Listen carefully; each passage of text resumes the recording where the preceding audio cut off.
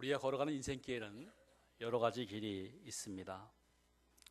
잘 닦인 포장도로도 있지만은 아주 울퉁불퉁한 비포장 도로도 있습니다. 고속도로 같은 고등길도 있지만 한계령 같은 아주 구불구불한 고갯길도 있습니다. 평탄한 내리막길도 있지만은 때로는 힘겨운 오르막길도 있습니다. 넓은 길도 있고 좁은 길도 있고 오솔길도 있습니다. 지금까지 여러분이 걸어오신 살아오신 인생길을 봐도 그럴 것입니다. 평탄한 길이 있었고 신경 길이 있었습니다. 기뻐할 일도 있었고 가슴 아픈 고통스러운 길도 있었습니다.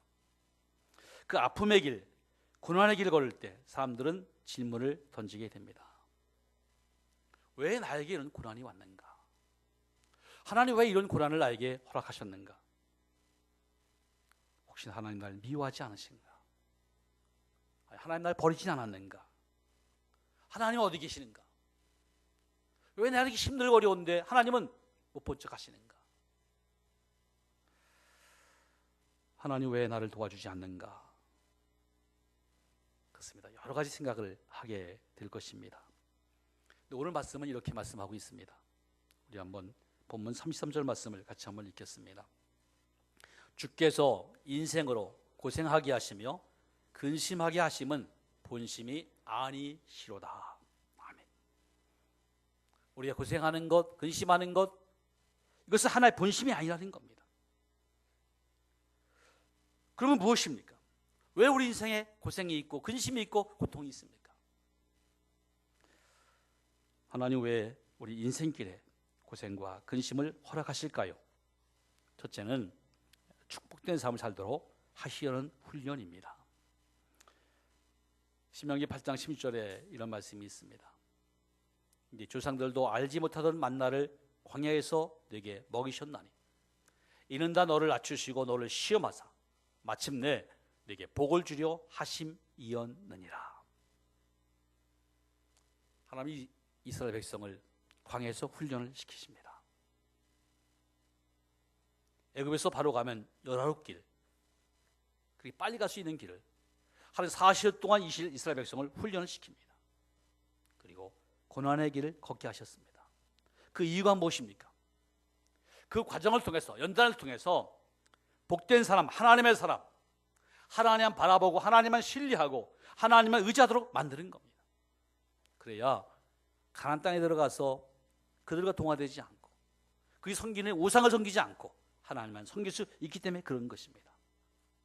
마침내 하나님의 복을 받기 위해서 하나님의 사람으로 축복하기 위해서 하나님이 그 훈련을 시키는 줄 믿습니다. 그렇습니다. 하나님은 우리의 축복을 위해서 고난도 허락하시는 겁니다.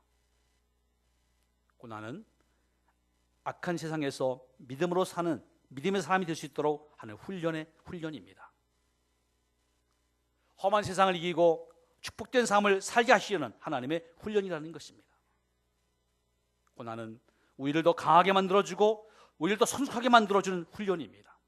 그래서 마침내 복된 삶을 살게 하는 것입니다.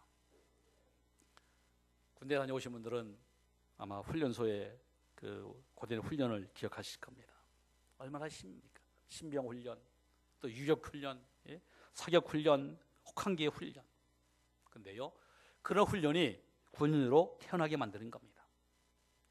어떤 적도 이길 수 있는 강한 군대가 되기 위해서는 강한 훈련을 받아야만 합니다. 학생도 마찬가지입니다. 힘든 공부는 과정을 통해서 더 좋은 학교에 들어갈 수 있고 세계적 리더로 세워져 가는 것입니다. 그래서 야고보 사도는 이렇게 말합니다. 야고보서 1장 3절 4절 말씀을 같이 한번 읽겠습니다. 이는 너희의 믿음의 시련이 인내를 만들어내는 줄 너희가 압니다. 인내를 온전히 이루라. 이는 너희로 온전하고 구비하여 조금도 부족함이 없게 하려 함이라. 하나님 시련과 고난이라는 훈련을 통해서 우리를 온전케 구비하게 하십니다. 조금도 부족함이 없는 하나님의 사람으로 축복하시는 겁니다. 신명기 32장 보면은 독수리의 비유가 나옵니다. 신명기 32장 11절에 이런 말씀이 있습니다. 마치 독수리가 자기의 보금자리를 어지럽게 하며 자기의 새끼 위에 너풀거리며 그의 날개를 펴서 새끼를 받으며 그 날개 위에 그것을 엎는 것 같이 그랬습니다. 독수리는 하늘을 지배하는 새 중의 왕입니다. 독수리 나는 모습이 얼마나 장엄하고 또 얼마나 용기 있게 보입니까? 천공을 날면서 고개를 쫙 펴고 아주 멋지게 비상을 합니다. 여러분, 독수리가 이렇게 위험스럽게 위험찬 독수리가 되는 것은 하루아침에 되는 것이 아닙니다. 독수리는 자기 새끼가 어느 정도 크면 그 둥지를 어지럽게 합니다. 잊지 못하게 만듭니다. 그래서 그를 훈련시키기 시작합니다. 높이 올라가서 그를 떨어뜨립니다. 아직 날개가 부족한 힘이 없는 이 새끼 독수리는 날개짓을 하지만은 무기력하게 떨어질 수밖에 없습니다. 그러면은 어미는 쏜새같이 가서 그 새끼를 날개로 받아줍니다. 그리고 다시 떨어뜨립니다. 다시 받아주고 다시 떨어뜨리고 이것을 수없이 많이 반복을 합니다. 수없이 반복되는 가운데 새끼는 서서히 바람을 타는 법을 배우기 시작합니다.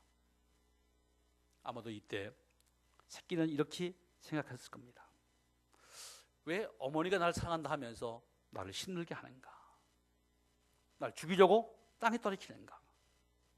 정말 나를 미워하는가? 이런 생각이 들 겁니다. 여러분, 어미 독수리가 왜 새끼를 하늘에서 떨어뜨립니까? 왜 힘들게 합니까? 새 중에 왕을 만들기 위해서. 어미 독수리는 결코 고통당하는 새끼 독수리를 절대 눈을 떼지 못합니다. 그리고 날개로 그를 받아주는 겁니다. 결국 그를 훈련을 통해서 위험찬 독수리, 위험찬 날개짓을 한 마리의 멋진 독수리가 새롭게 탄생되어지는 겁니다.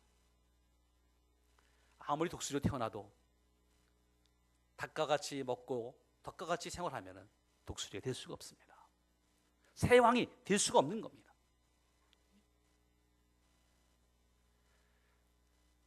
훈련을 통해서 세상을 비상하는 축복의 삶을 하나님 만들기 위해서 우리에게 훈련을 주는 겁니다. 하나님도 마찬가지입니다. 왜 하나님을 고단하게 하고 힘들게 하고 근심을 줍니까? 마침내 하나님의 사람, 축복의 사람이 되게 하기 위해서 그 고난도 허락하시는 겁니다. 그건 하나님은 한 번도 그의 눈을 띄지 않습니다. 지켜주십니다. 독수리가 그 새끼를 지키는 것처럼 우리를 보호해 주십니다. 그 훈련을 통해서 우리를 축복의 삶으로 만들어 가시는 줄 믿습니다. 40대 중국의 최고 갑부가 된 알리바바 회장 마인이라는 사람이 요즘 한참 화제가 되고 있습니다. 그의 강의가 중국과 온 세계 젊은이에게 화제가 되고 있습니다. 그는 이렇게 얘기했습니다. 당신이 35세가 되도록 가난하다면 그건 당신의 탓입니다. 마인이 한 말의 중요한 내용은 이것입니다. 가난에서 벗어나지 못하는 이유를 의지와 용기가 부족하다는 겁니다. 마윈의 이야기는 스스로의 능력이 있는 사람이 부자가 될 수 있다고 얘기하는 겁니다.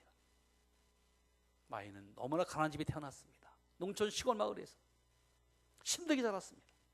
그는 가난을 경험했기 때문에 부자가 될 수 있었습니다. 그는 1학년 못 나왔습니다. 3학년 나왔습니다. 그렇기 때문에 더 지혜를 얻게 됐고 그리고 세계에서 정말 으뜸가는 성공자가 될 수가 있었다고 고백을 합니다. 재벌도요, 자녀를 후계자 삼을 때 바로 후계자 삼지 않습니다. 훈련을 통해서 그 일을 맡겨주는 겁니다. 재산을 그냥 물려주면 그 재산 다 까먹을 수밖에 없습니다. 삼성의 그 창업자 이병철 회장도요, 이건희 그 아들을 말단 사원부터 평사원부터 시작해서 20년 훈련시키고 삼성을 맡겨줬습니다. 이건희 회장도 그 아들 이재용 씨를 바로 간부를 맡긴 게 아닙니다. 평사원부터 시작해서 훈련 맡게 만들고 훈련이 되어지니까 간부로 일을 맡기는 겁니다. 그래야 대기업을 관리할 수 있습니다. 능력이 있어야 그래서 감당할 수 있는 겁니다. 그래서 아들을 밑바닥에부터 훈련시켜서 능력 있게 만들고 그리고 그 일을 맡겨주는 겁니다. 저 MBC 휴면 다큐 사람이 좋다에서 가수 소른도와 그의 아들 루민의 이야기가 나왔습니다. 소른도의 장남 루민은 아이돌 그룹인 엠파이어의 멤버입니다. 어릴 때부터 아버지를 존경했고 아버지를 봐왔습니다. 아버지는 최고의 스타였습니다. 인기가 있었고 돈도 벌고, 그도 아버지처럼 연예인에서 스타 되기 위해서 열심히 노력을 했습니다. 자기도 아버지처럼 당당하게 스타 될 줄 알았습니다. 그런데 현실은 냉정했습니다. 최근에도 앨범을 발표했지만은 큰 히트를 치지 못했습니다. 그동안 4년 동안 앨범을 5장 냈지만은 인기를 얻지 못했습니다.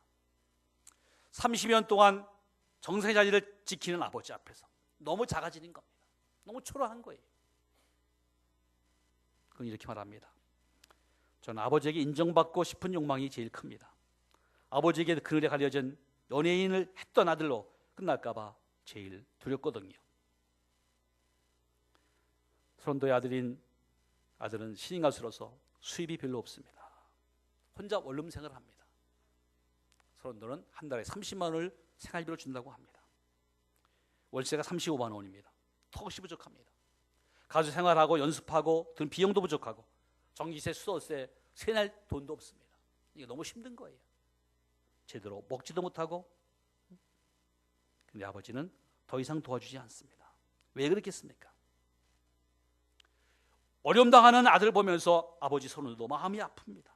안쓰럽습니다. 고생하는 아들이 정말 안쓰럽습니다. 30년 동안 최고 자리를 유지해온 그는 정글 같은 연예계에서 살아남는 게 얼마나 힘든지를 잘 알고 있습니다. 그러기에 아들이 더 강해지를 원하는 겁니다. 겉으로 표현하지 않아도 묵뚝뚝한 아버지이지만 아들이 잘 되길 마음으로 그렇게 지금도 기다리고 있는 겁니다. 훈련하고 있는 겁니다. 소른도는 말합니다. 프로 세계는 냉정합니다. 끊임없는 자기 개발, 새로운 시도를 하지 않으면 주춤하고 사라져버리죠. 우리도 마찬가지입니다. 인기를 유지하는 건 살까는 아픔이 있어야 됩니다. 아들을 생각 안 하려고 해요. 내가 아들한테 나약한 모습을 보이면 세파를 해줘 나가고 있는 아들에게 도움이 되지 않습니다. 아들의 정서를 강하게 만들고 싶거든요. 그것이 아버지의 마음입니다. 그렇습니다. 온시에서 자란 화초는 광야에 나오면 바로 죽고 맙니다. 교도소에 들어온 사람 중에서 가장 많은 비율이 어릴 때부터 부모가 모든 것을 다 해주는 사람이라는 거예요. 부모가 다 해주다 보니까 아무것도 할 수 있는 게 없는 거예요. 무기력한 거예요. 너무나 무능한 겁니다. 그런 사람이 갈 곳은 교도소밖에 없는 겁니다. 이 땅의 모든 아버지는 어떻게 하든 자녀가 잘 되기를 간절히 원합니다. 그래서 잘 되라고 때로는 이렇게 냉정하게 훈련시키는 겁니다.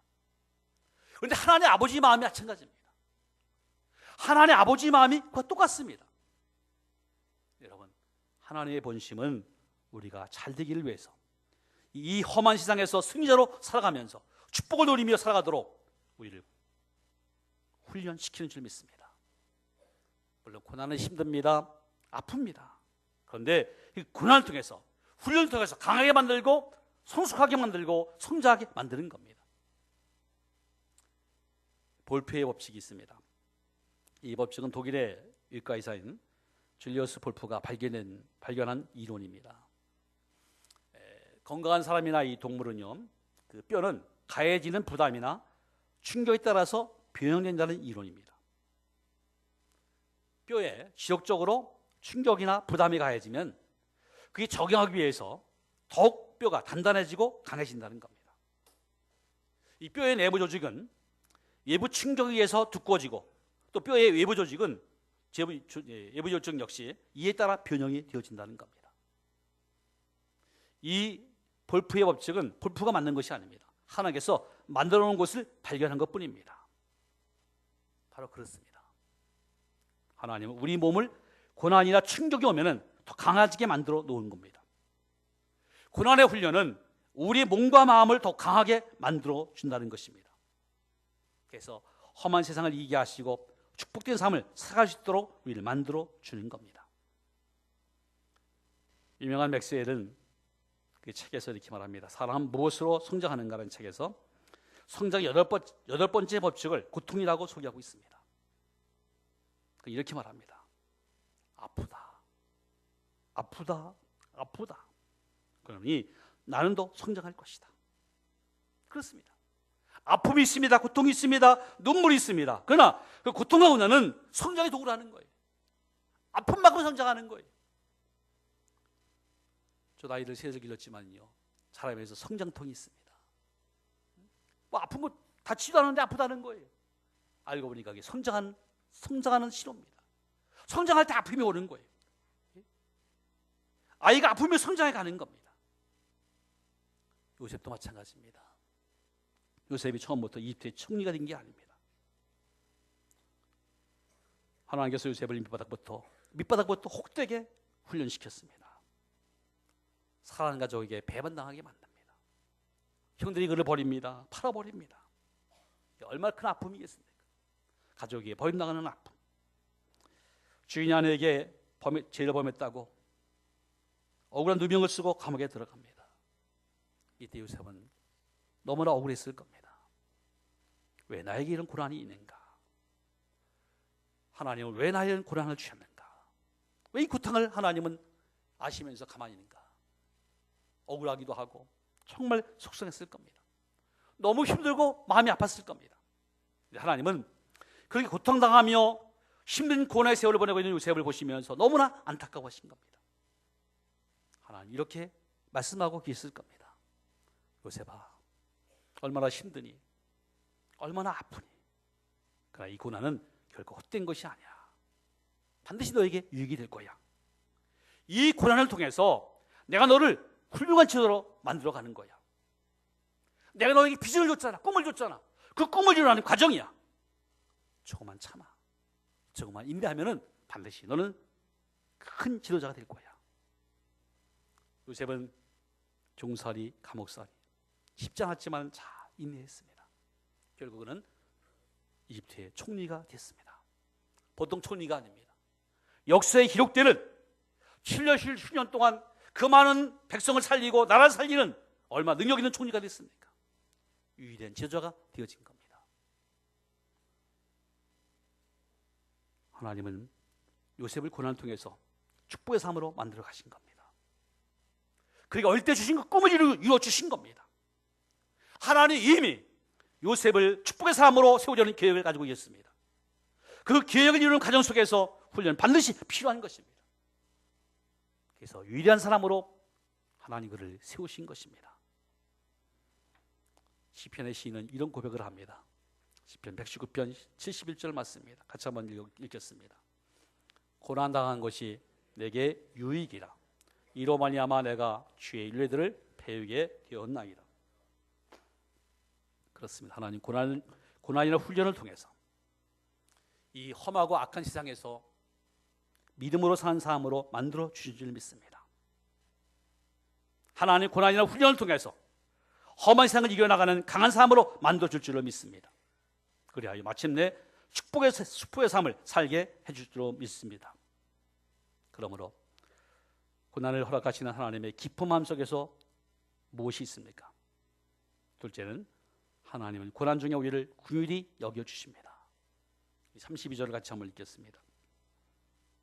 그가 비록 근심하게 하시나 그의 풍부한 인자하심에 따라 긍휼히 여기실 것임이라. 하나님께서 근심 가운데 풍부한 인자로 우리를 긍휼히 여기실 것이라고 말씀하고 있습니다. 여기 긍휼히 여긴다는 말은 히브리어로 라함입니다.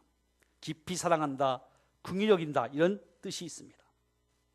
근심 중에, 고난 중에 근심할 때 하나님은 우리를 깊이 사랑하신다는 겁니다. 하나님 우리 버린 게 아니에요. 고난 중에 하나님은 깊이 사랑한다는 겁니다. 하나님 우리를 그저 힘들게 하시려고 고난을 주는 게 아닙니다. 우리를 미워하셔서 고난을 주는 것도 아닙니다. 하나님의 본심은 사랑이십니다. 긍휼이십니다. 깊이 우리를 사랑하신 줄 믿습니다. 막내가 엄마에게 애다 맞으면서 울면서 하는 말이 뭡니까? 엄마 난 비워, 엄마 나한테 왜 그래? 엄마 나 사랑하지 않아? 그렇게 엄마한테 얘기합니다.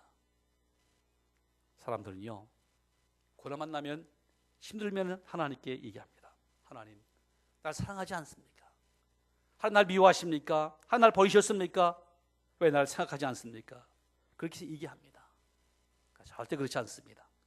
하나님 우리를 사랑하시기 때문에, 우리를 너무나 사랑하시기 때문에 우리 고난을 주는 겁니다. 하나님 고난 가운데 있는 우리를 깊이 긍휼히 여겨 주신 줄 믿습니다. 예레미야 31장 20절에 하는 말씀입니다. 같이 한번 읽겠습니다. 에브라임은 나의 사랑하는 아들 기뻐한 자식이 아니냐. 내가 그를 책망하여 말할 때마다 깊이 생각하노라. 그러므로 그를 위하여 내 창자가 들끓음이 내가 반드시 그를 불쌍히 여기리라. 여호와의 말씀이라. 아멘. 부모는요, 자녀를 때리다가도 자녀 잘못했다면 끌어안습니다. 비록 자녀가 잘못했지만 매를 때리다가도 끌어안는 거예요. 내가 널 사랑한다. 내가 사랑하기 때문에 내가 널 매를 때리는 거다. 그 사랑을 보여줍니다.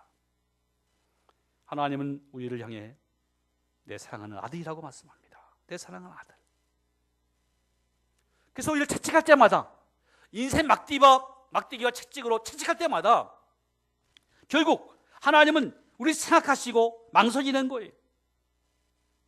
그러면서 우리를 위해서 결국 고난의 매를 드시면서 하나의 창자가 들끓는다는 거예요. 하나의 창자가 끊어질 만큼 하나님 마음은 끊어지듯 아프다는 거예요. 왜? 그만큼 사랑하기 때문에. 매를 때리면서, 그 매를 때리면서 그 창자가 끊어진다는 거예요. 그리고 반드시 고난당하는 우리를 불쌍히 여겨주신다는 겁니다. 예수님은 오빠를 잃고 울고 있는 마르다와 마리아 찾아가서 눈물 닦아주십니다. 그리고 나사로를 살려내십니다. 아들을 잃고 눈물 흘리며 장례 행렬 따라가는 과부를 불쌍히 여기시고 아들을 살려주십니다. 절대 그냥 버려두지 않습니다. 하나님은 결코 우리를 미워하셔서 고난 주시지 않습니다. 하나님은 긍휼이 풍성하신 하나님인 줄 믿습니다. 하나님의 본심은 고난 중에 있는 우리를 긍휼히 여기시는 겁니다.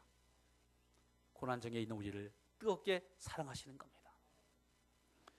그러므로 하나님의 본심을 아는 우리가 할 일은 무엇이겠습니까? 하나님의 사랑을 경험하는 우리가 할 일은 무엇이겠습니까? 세 번째는 마침내 축복을 주실 하나님을 바라보는 겁니다. 하나님을 바라보고 하나님을 의지하고 신뢰하는 겁니다. 욥기서 23장 10절의 말씀입니다. 같이 한번 읽겠습니다. 그러나 내가 가는 길을 그가 아시나니 그가 나를 단련하신 후에는 내가 순금같이 되어 나오리라. 욥은 많은 고난을 당했습니다. 그만 재산을 잃어버렸고요, 열전녀가 죽음을 당했고, 아내가 자기를 저주하고 떠나버리고 남는 것이 아무것도 없습니다. 온몸에 질병이 생깁니다. 너무너무 고통을 당합니다. 그러나 그가 고백이 바로 그겁니다. 내가 가는 길을 그가 아시나니 날 단련하신 후에는 내가 순금같이 나오리라. 욥의 고백입니다. 하나님은 나의 가는 길을 아신다는 겁니다. 이 훈련의 끝을 아신다는 겁니다.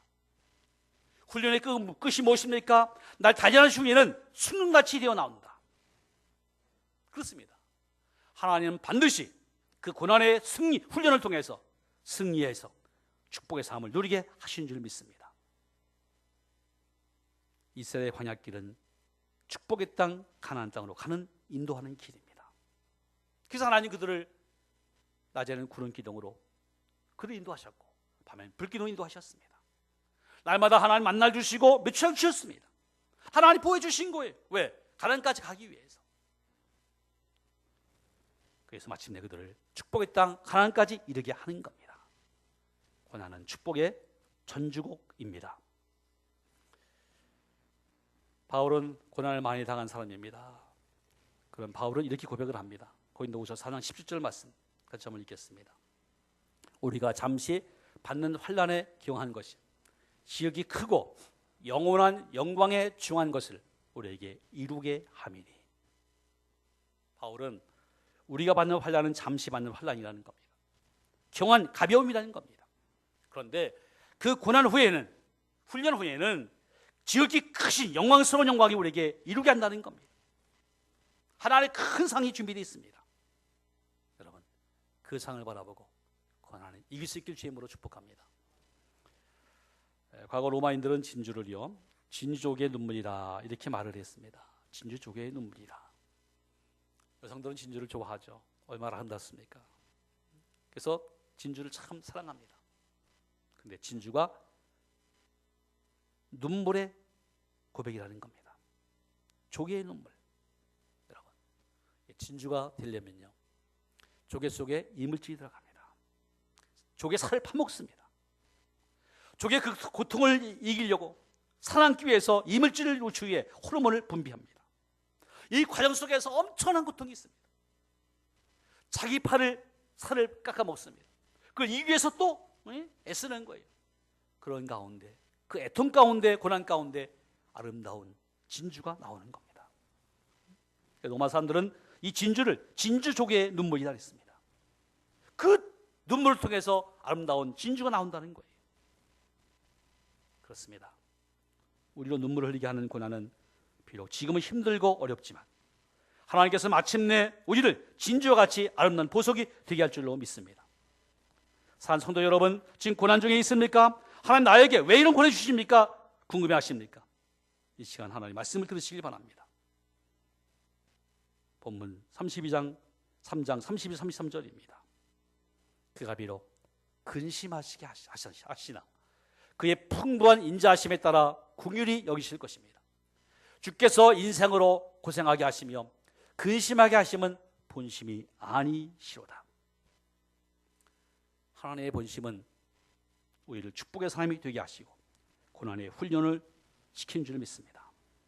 하나님의 본심은 그 고난 가운데서도 우리를 크신 사랑으로 긍휼히 여기신 줄 믿습니다.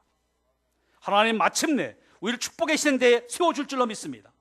하나님만 바라보고 하나님을 의지하시고 하나님만 신뢰하시고 승리의 삶을 살아가는 여러분 되시길 주의 이름으로 축복합니다.